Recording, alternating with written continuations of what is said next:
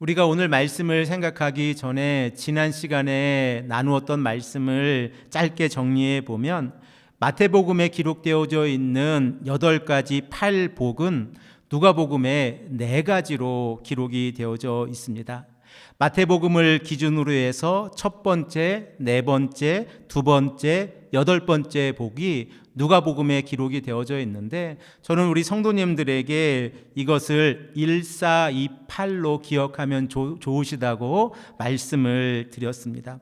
우리가 지난 시간에 마태복음의 말씀을 짧게 생각을 해보았는데, 팔복의 첫 번째 내용인 심령이 가난한 자는 복이 있나니라고 하는 이 말씀의 의미 가운데에서 마태는 믿음의 공동체 안에서 하나님과의 관계 속에서 그 마음, 곧 심령이 가난한 자는 복이 있다라고 말씀하고 있는데, 누가복음에는 가난한 자는 복이 있다라고 말씀하면서 그들이 경제적인 가난을 경험하고 있는 자들이라는 것을 생각해 보았습니다. 특별히 그들은 복음을 위해서 헌신하고 있는 자들이었고, 믿음의 길을 걸어가기 위해서 스스로 고난의 길을 선택한 자들이라는 것을 우리가 말씀을 통하여 생각을 해 보았습니다. 그러므로 누가는 예수님의 음성을 통하여 하나님의 나라가 이미 가난한 자들에게 임하였다라고 말씀을 하고 있습니다. 이러한 내용을 근거해서 우리가 생각을 해보면 부자와 거지 나사로의 삶을 통하여 우리가 알 수 있는 것은 이 땅에서 부를 누리는 것이 행복한 삶이 아니라 하나님 앞에서 올바른 삶을 살아가는 것이 행복한 삶이라는 것입니다. 비록 그러한 삶이 거지 나사로의 삶과 같다고 할지라도 하나님께서는 그를 아브라함의 품에 품어주시고 하나님의 나라를 상속해 주신다고 하는 사실을 우리가 말씀을 통하여 생각을 해보았습니다. 우리들이 누가복음 18장 25절의 말씀을 생각을 해보면 한 가지 중요한 이 풀 수 없는 문제가 있습니다. 그 내용을 우리가 생각을 해보면 부자가 천국에 들어가는 것보다 낙타가 바늘기로 들어가는 것이 더 쉽다라고 하는 예수님의 메시지입니다. 사랑하는 성도 여러분, 여러분들은 이 문제를 어떻게 풀 수 있습니까? 어떻게 우리가 천국에 들어갈 수 있습니까? 만일 우리가 경제적으로 여유로운 삶을 살아간다고 하면 우리는 천국과 멀어진 삶을 살아가고 있는 것입니까? 우리는 누가복음의 말씀을 통하여 이 문제를 해결할 수 있다는 사실 또한 우리가 생각을 해보았습니다. 바로 키 작은 삭케오입니다. 그는 경제적으로 여유로운 자였습니다. 로마의 세리장으로 그 땅에서 살아가면서 당시 이스라엘 백성들에게는 반역자의 삶을 살아가고 있었지만 그는 부를 가지고 곧 경제적인 이 문제에서는 아무런 문제가 없는 자였습니다. 그러나 삭개오의 삶은 하나님의 나라와는 멀어진 삶이라는 것을 우리가 알 수 있는데, 키 작은 삭개오가 예수님을 만나고 난 이후에 어떠한 삶을 결정했습니까? 자신의 삶 가운데에서 자신이 가지고 있는 재산의 절반을 나누어서 가난한 자들에게 나누어 주었고, 그리고 혹시라도 자신의 삶 가운데에서 속여 빼앗은 일이 있다고 하면 4배로 갚겠다라고 예수님께 약속을 합니다. 그러자 예수님께서 이 삭개오에게 구원을 선포하시는 내용을 우리가 생각을 해보았습니다. 이렇게 누가복음 안에서 가난이라고 하는 것은 부끄러운 일이 아닙니다. 왜냐하면 그들은 예수 그리스도를 따라가고 있었고 믿음의 길을 선택하고 있었기에 이방인 공동체 안에서 복음이신 예수 그리스도를 믿음으로 나아갈 때에 그들은 가난을 선택하고 있었고 믿음의 길을 걸어가고 있었습니다. 오늘 우리가 함께 읽은 누가복음 6장 21절의 말씀은 팔복의 4번째 내용과 2번째 내용이 하나로 연결되어져 있는 내용입니다. 우리가 마태복음 5장 6절의 말씀을 생각해 보면 의에 줄이고 목마른 자는 복이 있나니 그들이 배부를 것이미요 라고 기록이 되어져 있는데, 누가복음 6장 21절 상반절의 말씀에는 지금 줄인 자는 복이 있나니 너희가 배부름을 얻을 것이요 라고 말씀하고 있습니다. 또한 마태복음 5장 4절의 말씀에는 애통하는 자는 복이 있나니 그들이 위로를 받을 것이며 라고 말씀하고 있는데, 누가복음 6장 21절 하반절의 말씀에는 지금 우는 자는 복이 있나니 너희가 웃을 것이며 라고 기록을 하고 있습니다. 이 의미를 우리가 생각해 보면서 오늘 본문의 말씀을 다시 한번 읽겠습니다. 지금 줄인 자는 복이 있나니 너희가 배부름을 얻을 것이며 지금 우는 자는 복이 있나니 너희가 웃을 것이며. 아멘. 우리는 마태복음과 누가복음을 통하여 한 가지 특징을 발견하게 되어지는데, 누가는 자신의 복음서에서 기록하고 있는 4가지 복 가운데에서 그 첫 번째 복과 두 번째 복, 그리고 세 번째, 네 번째 복을 연결하고 있다고 하는 사실입니다. 특별히 누가는 가난의 결과로 주어지는 오늘 본문의 말씀, 지금 줄인 자, 그리고 지금 우는 자를 언급하고 있습니다. 그리고 그들이 하나님 앞에서 복이 있는 자들이다라고 말씀을 하고 있습니다. 우리가 이 땅을 살아가다 보면 가난이 서러울 때가 있지 않습니까? 그 이유는 가난이 가져다주는 현실적인 어려움 때문에 그렇습니다. 그러므로 우리는 이 땅을 살아가면서 가난을 선택하는 사람은 그리 많지 않을 것입니다. 삶 속에서 가난이 다가왔을 때에 우리들은 자녀들을 양육하는 데 어려움을 경험하게 되어지고, 그리고 또한 우리가 하루 세끼 밥을 먹고 살아가는 것도 어려움을 경험한다고 하는 사실을 우리가 너무나도 잘 알고 있습니다. 특별히 우리 실만한 물가 교회 성도님들 가운데에서 일제의 이 해방도 경험하시고 6.25 전쟁을 경험하신 성도님들은 그 가난이 얼마나 끔찍한지에 대해서 너무나도 잘 알고 계십니다. 그런데 오늘 본문 말씀을 보면 그 가난한 자들에게 복이 있다, 그리고 그 지금 울고 있는 자들에게 복이 있다라고 말씀을 하고 있습니다. 이러한 의미에서 우리가 생각을 해보면 성경의 가르침은 세상의 기준과 너무나도 다릅니다.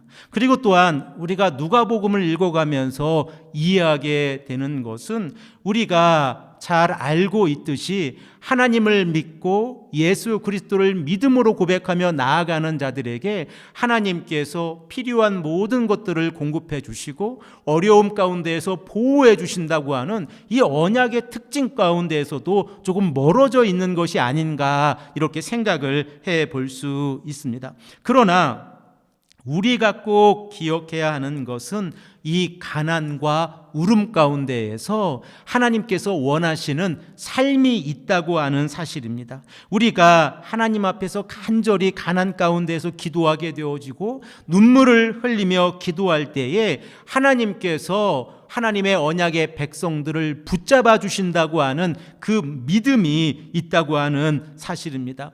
우리가 여러 번 생각해 보았듯이 누가복음에 기록되어져 있는 가난한 자들은 자신들이 게을러서 노동을 하지 않는 자들이 아닙니다. 그들은 노동을 하고 싶지만 기회를 얻지 못하는 자들이었고, 그리고 그들은 스스로 하나님 앞에서 복음의 길을 걸어가기 위해서 세상과 타협하지 아니하고 말씀대로 살아가는 자들이었습니다. 그러므로 그들에게 있어서 가난이라고 하는 것은 너무나도 어렵게 다가오고 있었지만, 그 공동체 안에서 자신들이 가난을 선택했다고 하는 것은 믿음을 선택한 것이었고, 그 믿음 가운데에서 어려움을 경험하고 있다고 할지라도 누가복음의 예수님은 그들에게 복을 허락해 주신다라고 말씀하고 있습니다. 그래서 오늘 본문 말씀의 내용을 마태복음과 비교해 보았을 때 가장 눈에 띄게 우리에게 들어오는 단어가 있는데,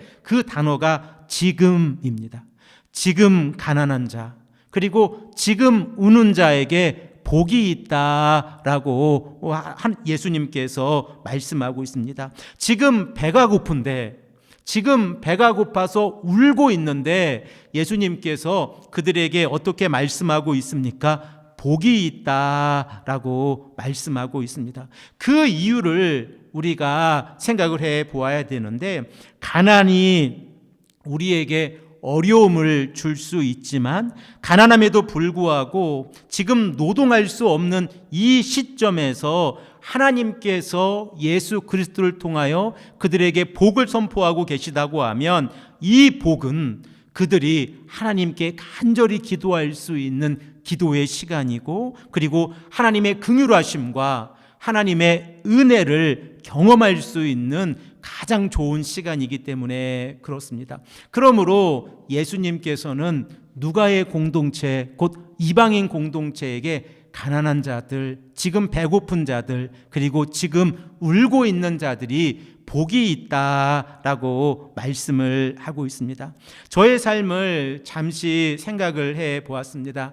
이번 주간에 이 말씀을 준비하면서 저의 삶을 생각해 보니 그리 넉넉하지는 않았던 것 같습니다. 유학을 처음 와서 경제적으로 많이 어려웠습니다. 어떻게 사나 싶었고 하루하루 살아가는 게 어려운 시간이었습니다. 그래서 요즘 들어서 가끔 아내가 저에게 이런 말을 합니다. 정말 그때는 김치도 없었고, 그리고 마켓 사장님이 유통기한 지나간 김을 주면 그 김에 밥을 싸 먹으면서 시간을 보냈는데 어떻게 보냈지? 어떻게 살았지? 이런 이야기를 합니다. 그런데 그 시간이 지금 되돌아보면 은혜의 시간이었다는 것을 다시 한번 고백하게 되어집니다. 그러니까 유학을 와서 가난한 강도사의 삶을 살았습니다. 그리고 그 다음 해에 목사 안수를 받게 되어졌는데, 가난한 강도사의 주머니는 목사 안수를 받는 이 시점에서 저희 아내와 딸이 함께 한국에 가서 목사 안수를 받을 수 있는 여유를 허락하지 않았습니다. 받으시 제 비행기표 하나 구입해서 한국에 들어가게 되어졌는데, 그때 아내가 저에게 이런 말을 했습니다. 목사 안수 받고 잘 받고 하나님의 종으로 돌아와요. 이렇게 이야기를 했었습니다. 그때 눈물이 핑 돌았습니다. 어떻게 믿음의 길을 걸어간다고 그러는데, 다른 사람들은 목사 안수를 받는다고 그러면 온 가족이 함께 모여 정말 믿음의 길을 잘 걸어가라 이렇게 축복해 주는데, 저는 저 혼자 달랑 한국에 들어가서 이제 연로하신 부모님과 함께 목사 안수를 받으러 가야 하나라는 그런 마음의 착잡함이었습니다. 그런데 어떻게 이 소식이 전해졌는지 로스앤젤레스에 계신, 한 번도 제가 만난 적도 없고 전화 통화를 한 적도 없으신 어느 이름 모르는 성도님께서 저의 사정을 아시고 비행기표를 보내오셨습니다. 그래서 그 비행기표로 티켓을 구입해서 한국에 함께 들어가서 목사 안수를 받았습니다. 그리고 그때 아내의 손을 꼭 잡고 복음을 올바르게 증거하자, 예수님의 살아계심을 증거하자라고 이 마음속에서 다짐했던 기억이 있습니다. 제가 한번 말씀을 드린 것 같은데, 이곳 토론토 곧 미시사가 지역에서 살면서도 어려움이 있었습니다. 유학을 와서 박사과정을 공부하고 한 해가 지나고 난 다음에 학교 기숙사에서 살고 있었는데 렌트비를 내지 못했습니다. 그게 첫 달, 두 번째 달, 세 번째 달이 되니까 마치 바닷물이 갯벌로 밀려오듯이 학교에서 노티스가 왔습니다. 그 내용은 여러분들이 지금 생각하고 있듯이 그 방에서 나와서 이사 가라는 것입니다. 왜냐하면 렌트비를 내고 있지 못하고 있으니 그 방을 더 이상 줄 수 없다라고 하는 최후 통첩이었습니다. 가난한 목사가 복음을 위해서, 예수 그리스도의 복음을 증거하기 위해서 살아간다고 하는데, 하늘에서 내리는 눈과 비를 막아주고 한밤중에 이 바람을 막아주고 쉴 곳조차 없게 되어진 것입니다. 그래서 그날 밤에 저희 가족은, 저와 아내는 하나님 앞에서 간절히 기도하면서 이렇게 기도를 드렸습니다. 하나님, 여기까지 인도해 주셨으니 감사합니다. 하나님께서 원하시는 길이면 이 길을 따라가겠습니다 라고 함께 기도를 드렸습니다. 그런데 어떻게 되었는지 그 다음날 새벽에 한 통의 이메일이 한국에서 왔습니다. 그 내용은 한국에서 제가 사역을 할 때에 의사 공부를 하고 있었던 그 청년이 의사가 되어져서 몇 년을 이렇게 한 푼, 두 푼을 모았다가 목사님 생각이 난다고 그러면서 저에게 이메일을 보내왔습니다. 그 내용을 보면 목사님 오랜만에 연락드려요. 벌써 4년이라는 시간이 지나갔네요. 목사님 생각나면서 조금씩 모았는데 보내드립니다 라고 하는 내용이었습니다. 우리는 그 이메일을 받아보고 참 많은 눈물을 흘렸습니다. 하나님께서 가난한 자도 돌봐주시고 그리고 복음을 증거하기 위해서 인도해 주신다고 하는 사실을 깨달았기 때문에 그렇습니다. 광야에 반드시 하나님께서 길을 내시고 피할 길을 만들어 주십니다. 그러므로 우리가 오늘 본문 말씀을 생각해 보면 우리가 겪고 있는 고난은 누가의 공동체가 겪고 있는 고난과 비교할 수 없을 것입니다. 그럼에도 불구하고 우리가 다시 한번 생각해 보아야 하는 것은 하나님께서 하나님의 백성들이 이 땅에서 순례자의 길을 걸어갈 때에 그들의 삶을 어떠한 상황 가운데에서도 책임져 주시고 인도해 주신다고 하는 사실입니다. 비록 우리가 이 땅을 살아가다 보면 여러 가지 어려운 일들을 경험하지 않습니까? 말로 표현할 수 없는 어려움으로 인하여 눈물밖에 흘릴 수밖에 없고 하나님 앞에 나와 기도하는데 아버지 하나님 이 말 한마디도 할 수 없는 상황이 우리들의 삶 가운데에 있지 않습니까? 그런데 오늘 본문 말씀을 보면 누가복음의 예수님은 지금 우는 자는 복이 있나니 너희가 웃을 것임이요 라고 말씀하고 있습니다. 지금 울고 있는데 지금 아무 말도 하지 못해서 하나님 한 분만을 붙잡고 울고 있는데 예수님께서는 그들에게 무엇이라고 말씀하고 계십니까? 복이 있다. 너희가 복이 있다라고 말씀하시면서 너희가 웃을 것임이요 라고 말씀을 하고 있습니다. 우는 것에 대해서 구약적 배경은 다양한 의견들이 있습니다. 그러나 우리가 누가복음의 말씀에 근거해서 생각을 해보면 지금 울고 있는 자들은 복음을 위해서 믿음의 길을 선택한 그들이 가난과 배고픔 가운데에서 그리고 환난과 핍박 가운데에서 자신의 신앙을 저버리지 아니하려고 믿음 가운데에서 부르짖고 있는 것입니다. 그래서 그들의 눈물을 예수님께서 바라보시고 그들에게 복이 있다. 비록 그들이 고난의 길을 걸어간다고 할지라도 그 고난의 길 가운데에서 그 울음은 복음을 위해서 스스로 고난의 길을 선택한 것이기 때문에 그 울음은 한탄이 아니라 소망이라고 하는 사실을 우리에게 말씀하고 있습니다. 사랑하는 성도 여러분, 우리는 어떠한 삶을 살아가고 있습니까?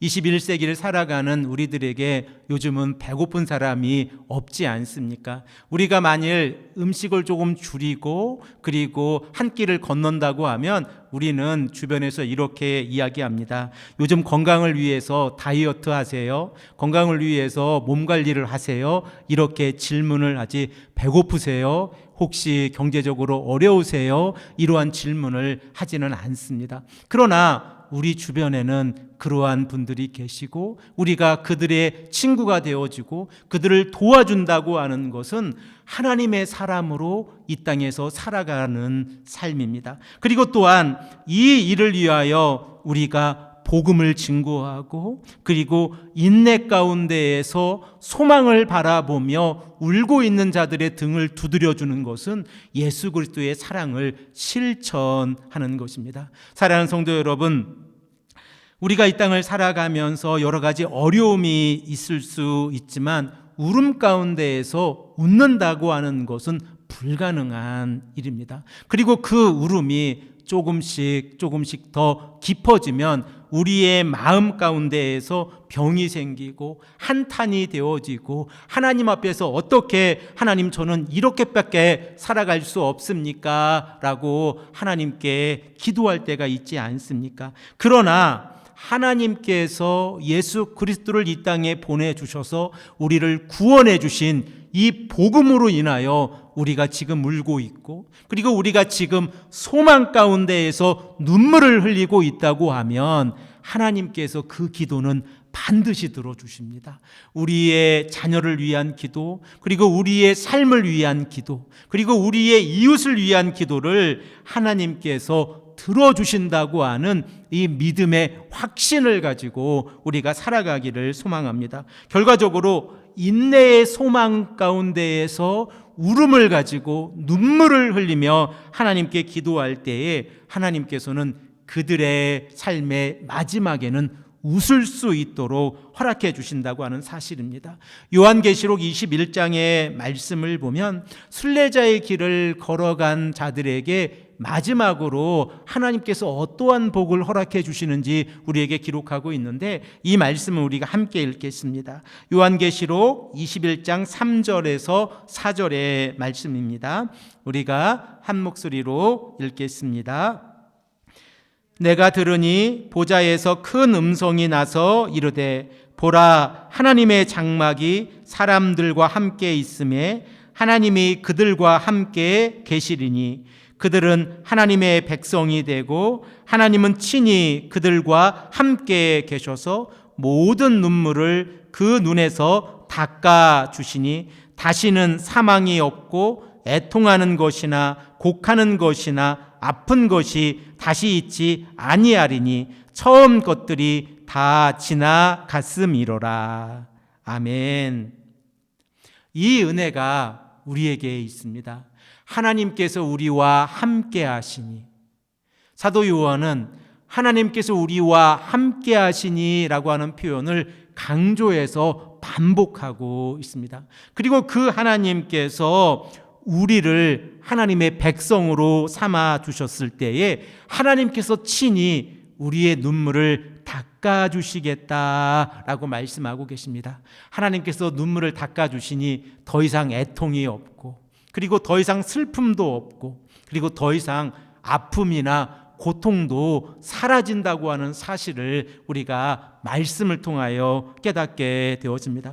그러므로 우리들은 이 땅을 살아가면서 눈물을 흘리며 씨를 뿌리는 것은 우리가 믿음의 길을 살아가는 성도들 가운데에서 반드시 해야 하는 길입니다. 우리가 눈물을 흘리며 하나님의 나라를 위해서 하나님께 간절히 기도하며 나아갈 때에 그 기도는 하나님께서 반드시 들어주시고 응답해 주십니다. 사랑하는 성도 여러분, 여러분들은 어떠한 기도 가운데 계십니까? 그리고 여러분들은 어떠한 기도 가운데에서 눈물을 흘리며 하나님께 간절히 간구하고 계십니까?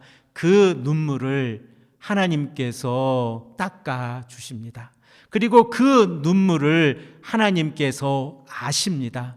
더 이상 고통이 없도록, 비록 우리가 순례자의 길을 걸어가는 이 땅의 삶 가운데에서는 어려움을 직면하게 되지만 더 이상 고통이 없는 하나님의 나라로 우리를 인도해 주신다고 하는 사실입니다. 그러므로 우리는 소망 가운데 살아갈 수 있고, 하나님의 나라를 소망 가운데서 살아가는 성도의 삶 가운데에서 눈물 가운데에서 기뻐할 수 있다는 사실을 우리가 깨닫게 되어집니다.